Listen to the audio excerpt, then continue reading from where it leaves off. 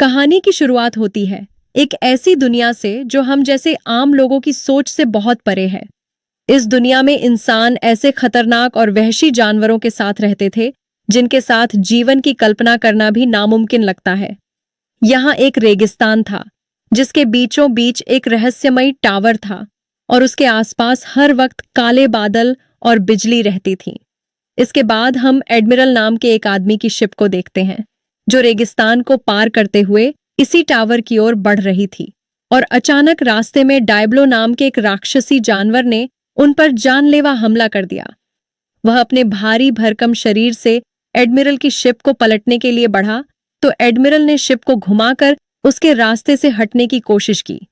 उसकी यह तरकीब कामयाब रही, लेकिन बदकिस्मती से हैंडलर को शिप में से गिरने से बचाने के चक्कर में हंटर नाम का एक लड़का खुद शिप से बाहर गिर गया और बेचारा वहीं छूट गया।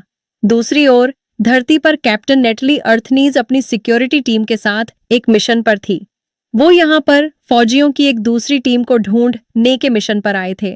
उनके पास सुराग के तौर पर सिर्फ उनका आखिरी एसओएस मैसेज था और रास्ते में उन्हें गाड़ी के टायर के निशान मिले जो एक जगह आकर अचानक रुक गए, मानो उनकी गाड़ी हवा में गायब हो गई हो। इसके अलावा वहां सड़क किनारे कुछ अजीबोगरीब पत्थर थे जिन पर कुछ खुफिया निशान बने थे। तभी अचानक उन्हें रास्ते से एक बहुत बड़ा तूफान आता दिखाई दिया जो तेजी से उनकी ओर बढ़ रहा था। अब उनकी टीम अपनी गाड़ियों में बैठकर भाग निकली, पर आंधी से निकली बिजली ने अचानक उन्हीं अजीबोगरीब पत्थरों को रोशन कर दिया। तूफान इतना तेज था कि जल्द ही वह उनकी गाड़ियों तक पहुंच गया और अचानक उन सबको निकल कर एक पोर्टल में धकेल दिया। उनकी गाड़ियां बवंडर में बुरी तरह उलट पलट रही थीं। कुछ देर बाद अचानक उनकी गाड़ियां जमीन पर आ गिरी और उन सब ने बाहर आकर देखा कि अब तूफान थम गया था। अब वह सामने मौजूद पहाड़ियों पर मंडरा रहा था जिनके बारे में उनके नक्शे में कोई जानकारी नहीं थी। उन्होंने देखा कि इस रेगिस्तान में कई रेत के टीले थे, लेकिन नक्शे के मुताबिक रेत के टीले उनकी लोकेशन से 20 किलोमीटर दूर होने चाहिए। इसी के साथ उनके सभी इलेक्ट्रॉनिक डिवाइसेस ने काम करना बंद कर दिया, इसलिए उन्होंने सूरज की मदद से दिशा का पता लगाकर वापस लौटने का फैसला किया। तभी एक्स को कुछ दिखाई दिया और जब उसने पास जाकर देखा तो पता चला कि ये खोई हुई टीम की गाड़ियां थीं। उसके पास बुरी तरह जली हुई लाशें पड़ी थीं। इसके अलावा वहां कांच के टुकड़े और खाली गोलियों के शेल्स मिले, जिसका मतलब यह था कि मरे हुए फौजियों ने अपना बचाव करने की कोशिश की थी। खैर, जिसने भी उन पर हमला किया था उसने रेत पर कोई निशान नहीं छोड़े थे।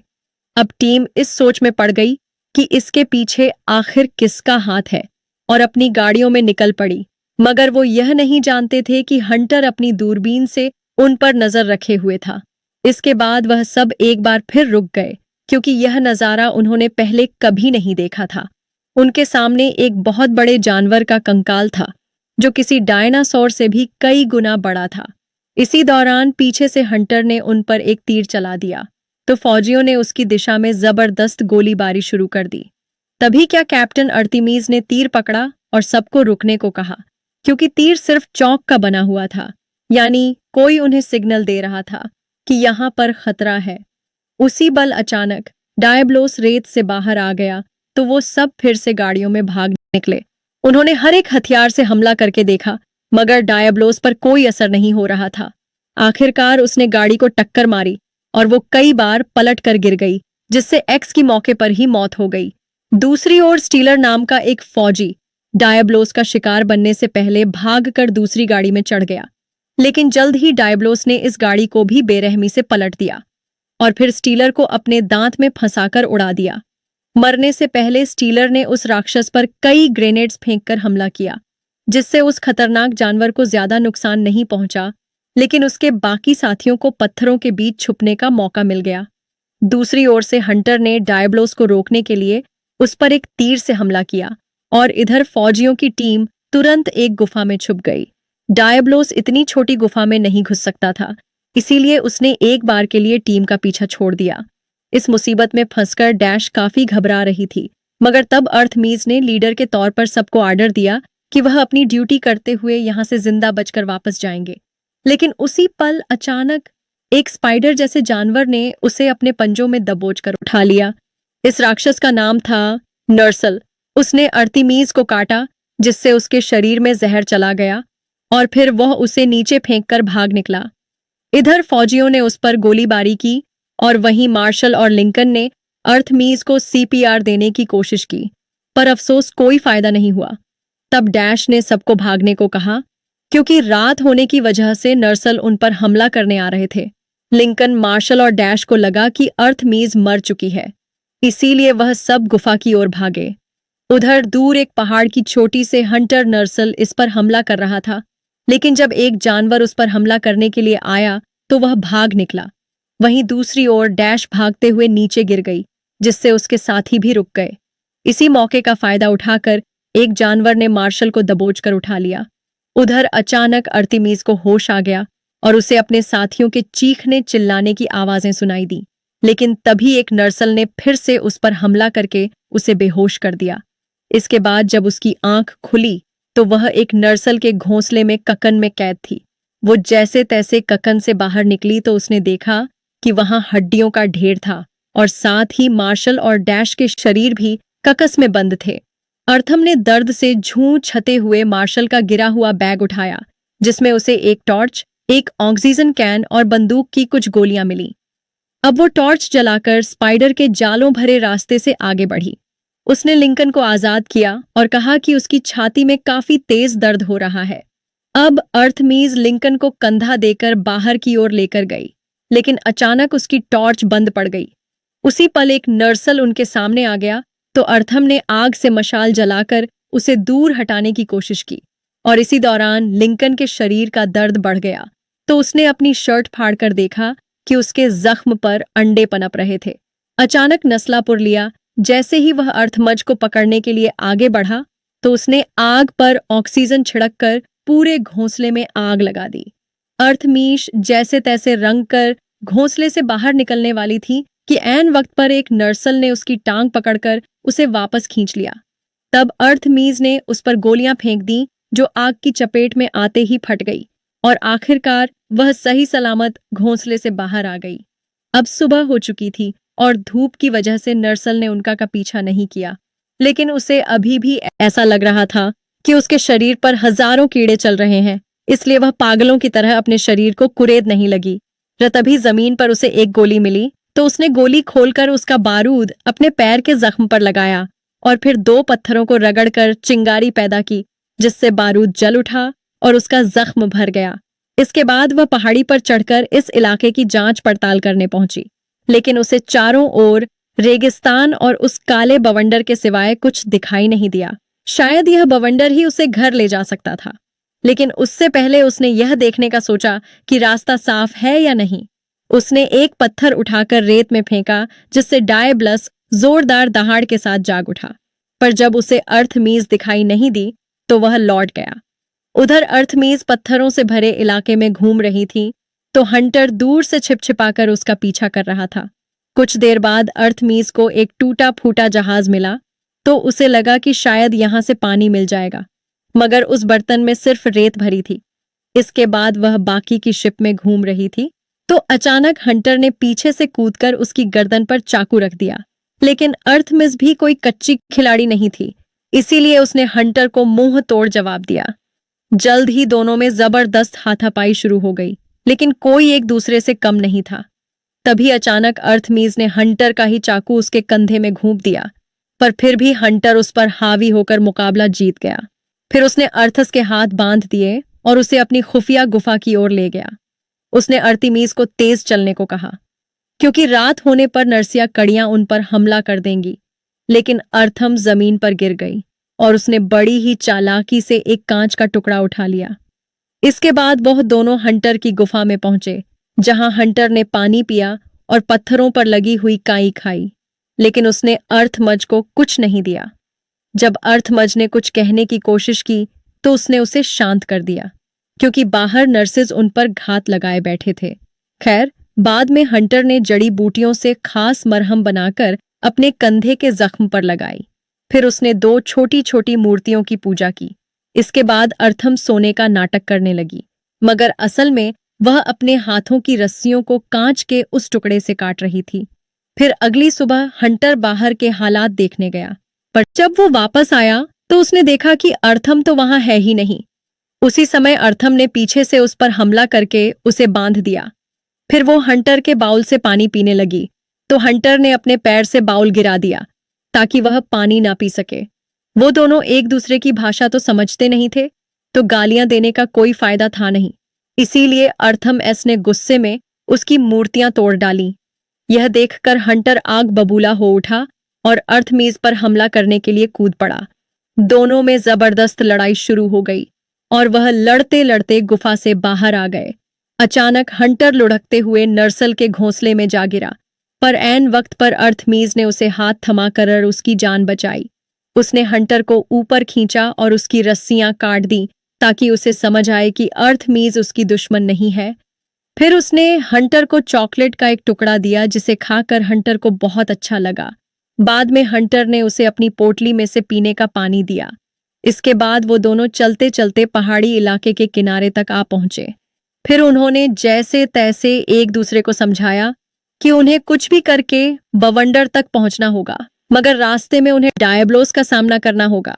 अर्थम ने कहा कि उन्हें मिलिट्री के पास वापस जाकर हथियार लाने चाहिए, लेकिन हंटर ने उसे जैसे तैसे समझाया कि यह बंदूकें इन जानवरों का कुछ नहीं बिगाड़ सकती। फिर वो उसे अपने साथ एक नस्लाइन को मारकर उसका जहर इकट्ठा कर ले तो उसकी मदद से वह डायब्लोस को हरा सकते हैं। अर्थम उसके प्लान से सहमत थी और वह खुद नर्सल का शिकार बनने को तैयार हो गई ताकि हंटर उसका जहर निकाल सके। जैसे ही सूरज डूबा तो वह पत्थरों के इलाके में जाकर नर्सल का ध्यान आकर्षित करने के लिए गाना गाने लगी। उनका प्लान कामयाब रहा और जैसे ही एक नर्सल वहां आया तो अर्थस तुरंत अपने बिछाए हुए जाल की तरफ भागी। अचानक नर्सल का पैर एक रस्सी में फंस गया और हंटर ने ऊपर से कूदकर अपनी भारी भरकम तलवार से उसके सर के 2 टुकड़े कर दिए। फिर उन्होंने उसका डंक भी काट लिया और बाकी नर्स लाज के आने से पहले वहां से भाग निकले। फिर वो दोनों अपनी गुफा में गए जहां हंटर ने अर्थमीस को बताया कि वो मूर्तियां जो उसने तोड़ दी वो उसके मर चुके माँ बाप की थी। अगले दिन उन्होंने अपने प्लान को अंजाम देना शुरू किया। उन्होंने नर्सल का डंक एक तीर के आगे बांध दिया और फिर टूटी हुई शिप में एक जाल बिछाया।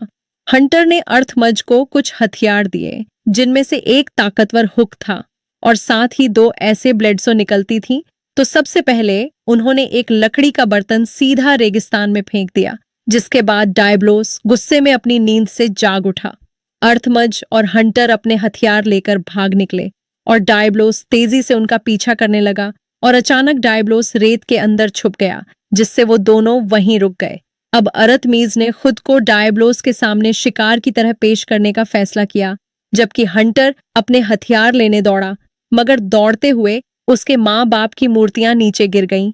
जैसे ही हंटर उन्हें उठाने के लिए रुका तो डायब्लोस ने अचानक रेत से निकलकर उस पर हमला कर दिया। तब हंटर ने बिना समय गवाए जहर वाला तीर चलाया जो सीधा उसकी आंख में जा लगा। इससे डायब्लोस को इतना गुस्सा आया कि वह हंटर को खत्म करने के लिए दौड़ा, लेकिन अर्थमीज ने पीछे से उस पर अपनी मशीन गन से वार करके उसका ध्यान भटका। या अब डायब्लोस को जहर के कारण सब कुछ धुंधला दिख रहा था, पर फिर भी गोलियां उसका कुछ नहीं बिगाड़ पाईं। उसने दौड़कर अर्थमीज की गाड़ी को उड़ाकर दूर फेंक दिया। जैसे तैसे अर्थमीज गाड़ी से बाहर निकली, जिसके बाद डायब्लोस फिर उसके पीछे पड़ गया। इसी मौके का फायदा उठाकर हंटर उसके सर पर कूद गया और उसके बीचों बीच अपनी तलवार घूंप दी। बदकिस्मती से वह इतनी अंदर तक नहीं गई और डायब्लोस ने अपना सर झटक कर उसे दूर खड़ी गाड़ी पर फेंक दिया। खैर, अब भी अर्थमीज ने हिम्मत नहीं हारी। उसने अपना हुक डायब्लोस के सर में अटका दिया और रस्सी के साथ उड़कर सीधा उसके सर पर जा पहुंची। फिर उसने और जोर से तलवारों को अंदर धकेला और आखिरकार डायब्लोस की मौत हो गई। इधर हंटर अब भी बेहोश था, इसलिए अर्थमीज ने आसपास की गाड़ियों से सारा जरूरत का सामान इकट्ठा किया और फिर डायब्लोस की त्वचा का एक हिस्सा काटकर हंटर को उस पर लिटाया और उसे अपने कंधों पर खींचकर आगे बढ़े। कुछ घंटे चलने के बाद आंधी तेज हो गई तो अर्थमिज ने जुगाड़ लगाकर अपने सामान से एक टेंट लगाया और फिर इमरजेंसी आर्मी किट की मदद से हंटर के दिल की धड़कनें चालू रखी। कुछ समय बाद आंधी रुकी तो वह दोनों रेत में पूरी तरह दबे हुए थे, मगर टेंट की वजह से दोनों की जान बच गई थी। इसीलिए वो सही सलामत बाहर आए।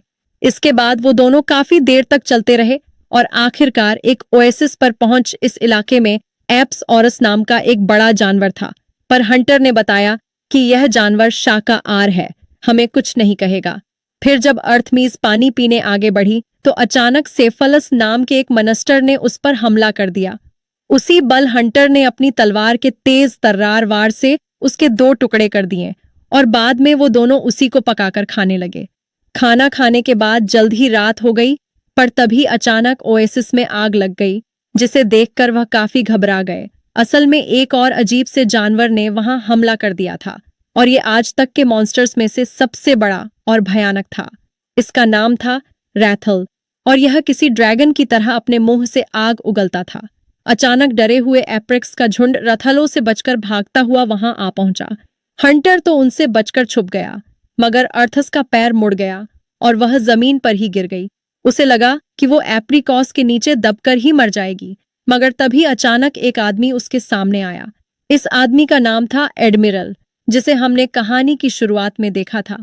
उसने अपनी आग उगलने वाली तलवार की मदद से एप्रिकॉट को अर्थम के पास आने से रोका। तभी अर्थम ने भी एडमिरल की तरह खड़े होकर अपने ब्लेड से आग निकाली। उधर हंटर भागते हुए एक पहाड़ी की चोटी तक आ गया। तभी वह पीछे से आ रहे एप्रिकॉस के झुंड के साथ नीचे गिरने ही वाला था कि न वक्त पर हैंडलर ने रस्सी पर आकर उसे गिरने से बचा लिया। सारे एप्रिकॉस के जाने के बाद अर्तेमिस ने एडमिरल का शुक्रिया अदा किया, तो एडमिरल ने इंग्लिश में जवाब दिया, जिसे सुनकर अर्थम हैरान हो गई। जिसके बाद एडमिरल ने उसे एक ही मुक्के में बेहोश कर दिया। बाद में जब उसकी आंख खुली तो वो एक शिप में एक पिंजरे के अंदर कैद थी और एडमिरल के साथ ही उसे देख रहे थे। इधर हंटर उसे कैद में देखकर काफी दुखी था, पर इस वक्त वो कुछ नहीं कर सकता था। हंटर के जाने के बाद अर्थम ने देखा कि उसके पैरों के नीचे एक ताला था, इसलिए उसने एक बेंच की मदद से ताला तोड़कर दरवाजा खोल लिया और सीधा किचन में जा पहुंची। जैसे ही उसने एक चाकू चुराने की कोशिश की तो अचानक एडमिरल की बिल्ली जैसी दिखने वाली शेफ पलिसो को देखकर वो डर गई। उसने अर्थमीज को कुछ भी उठाने नहीं दिया। तभी हंटर ने वहां आकर उसे खुशखबरी दी कि अब वह आजाद है। फिर हंटर अर्थस को एडमिरल के पास ले गया, जिसने अर्थम की हथकड़ियां खोली और उससे अपनी गलत फहमी के लिए माफी मांगी। असल में एडमिरल धरती के लोगों से पहले भी मिल चुका था और वह जानता था कि उन्होंने अपने प्लेनेट का क्या हाल किया है। वहीं से उसने इंसानों की भाषा भी सीखी थी। खैर, फिर उसने अर्थस को समझाया कि अभी वह एक दूसरी दुनिया में पहुंच चुके हैं और इस सब की वजह है वह स्काई टावर, जो काले बवंडर से घिरे पहाड़ की चोटी पर मौजूद है। इसे जरूर किसी पुरानी सभ्यता ने बनाया होगा, जो आज के मुकाबले काफी ज्यादा आधुनिक रही होगी। उस सभ्यता के लोग एक दुनिया से दूसरी में जाया करते थे, पर शायद अब किसी वजह से खुद ही खत्म हो गए। एडमिरल को शक था कि धरती का जरूर इससे कुछ लेना देना है। अब उनका मिशन था इस टावर तक पहुंचना, लेकिन रास्ते में रथलो उनके लिए खतरनाक अड़चन बनकर खड़ा है। एडमिरल ने कहा कि अगर अर्थमीज रथलो को हराने में उनकी मदद करेगी तो बदले में वो उसे घर पहुंचाने की पूरी कोशिश करेंगे। ये सुनकर अर्थमज उनका साथ देने को राजी हो गई। फिर अगले सुबह पूरी टीम पहाड़ी के लिए निकल पड़ी और कई घंटों की मुश्किल चढ़ाई के बाद आखिरकार टावर तक पहुंच गए। स्काई टावर लावा पर खड़ा था और एडमिरल को लगा कि इसी से शायद उसे शक्ति मिलती होगी। खैर, जैसे ही वो टावर की ओर बढ़े तो रास्ते में उन्हें कांच के टुकड़े मिले, जिसका मतलब यह था कि रथलो उनके करीब है। तब एडमिरल ने सबको बताया कि अपने मुंह से आग उगलने से ठीक पहले रथलो की ताकत सबसे कम होती है, क्योंकि उसके शरीर की पूरी जान आग को बनाने में लग जाती है। अब पूरी टीम अलग अलग हिस्सों में बंटकर रथलो का सामना करने को तैयार हो गई। अचानक रथलो ने आग उगलकर उनके कुछ सिपाहियों को भस्म कर दिया और फिर टावर के रास्ते के बीचों बीच खड़ा हो गया। अब एडमिरल उस पर हमला करने के लिए आगे बढ़ा तो अर्थमीज और हंटर अपने हथियारों के साथ उसके पीछे आए। उनके बाकी साथियों ने भी उनकी मदद करने की कोशिश की, मगर रथलो ने सबको उठाकर दूर फेंक दिया। उसी पल अचानक टावर के आसपास मौजूद खास निशान रोशन हो गए।